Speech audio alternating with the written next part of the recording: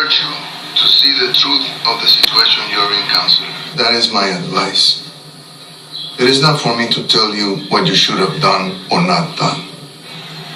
The world in which you seek to undo the mistakes that you made is different from the world where the mistakes were made. You are now at the crossing, and you want to choose, but there's no choosing. What the fuck is he talking about? That's how I felt every time anybody in this movie's mouth was moving. This is the new film, The Counselor, directed by the great Ridley Scott. One of the greatest living filmmakers, in my opinion. He directed the amazing Alien, the first of the Alien films, and also Blade Runner, two of the greatest science fiction films of the 80s and really all time. He also directed the Academy Award-winning Best Picture Gladiator, the highly enjoyable Thelma and Louise. More recently, he directed Matchstick Men, one of the better Nicolas Cage movies, and an underrated great film, in my opinion.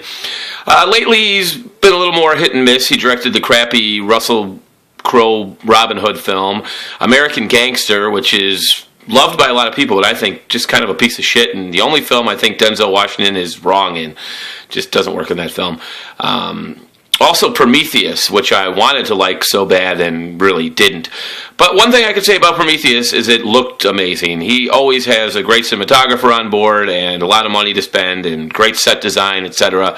And this movie is beautiful to look at. It really is beautiful, and that makes it all the worse because it's just depressing. It's got a great cast, great director, a lot of money involved, and it's just a big, empty waste of time. It's just a incoherent mess.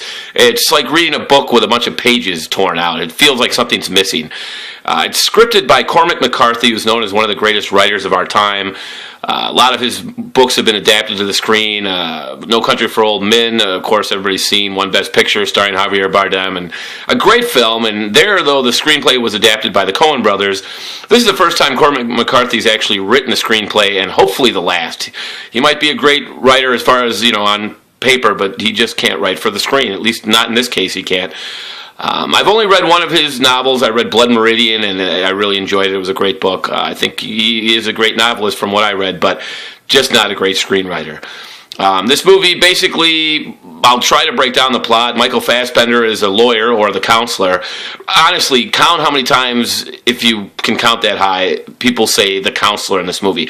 All this movie, the only merit it really has is as a drinking game. Pop this in and do a shot every time they say counselor. You'll get wasted half an hour in. But he's a lawyer who's fucked around with the cartel, and now he's on the bad end of a deal, and $20 million has come up missing, and it's not his fault, we're told, and we believe it. It's nothing shady on his part, just some kind of slip up, but now the cartel doesn't give a shit. They want their money, and they're coming after him. Michael Fassbender does a good job. All the acting's good, except for Cameron Diaz as this dragon lady villainous badass, and she just doesn't work for me. She's really annoying. And she's kind of aging badly, just in my opinion. I don't know. Something's off with her face. But anyhow, everybody else is good. Penelope Cruz is really great. She's got a couple scenes of just weeping and stuff that actually work. I mean, she's a great actress, and then this movie really, I got to see that.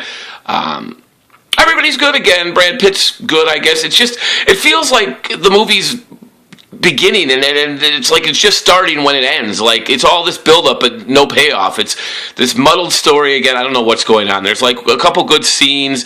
Again, I guess it's well-directed. It's just a horrible script. Nobody had the balls to tell Cormac McCarthy, hey, this is a piece of shit, buddy. Back to the drawing board. They were like, he's the greatest novelist ever. Yeah, but this is a piece of shit. Oh, whatever. Let's film it. We got $100 million.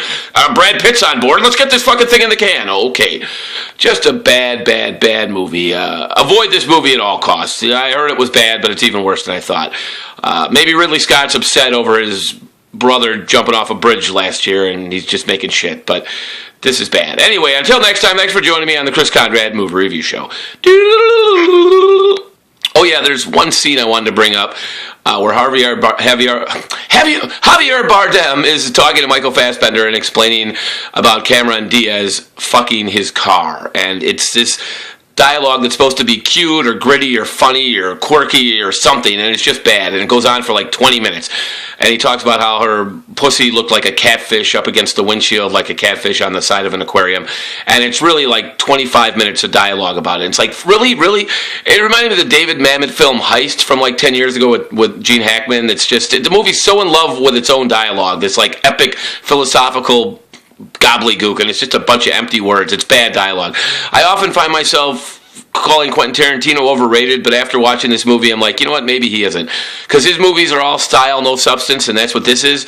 But the dialogue is good enough to carry him and make them outstanding films. And here, not the case. Anyway, until next time again, thanks for joining me at Kris Kondrad Movie Review Show. I'd like to forget about Malkina fucking my car. What? See? What did you just say? I said I'd like to forget about Malkina fucking my car. Oh yeah, fuck his car, Malkina, fuck his car. Yep, CGI is not just to make spaceships and aliens anymore. It can make Cameron Diaz appear to fuck this guy's sports car. Oh yeah, girl, what a movie.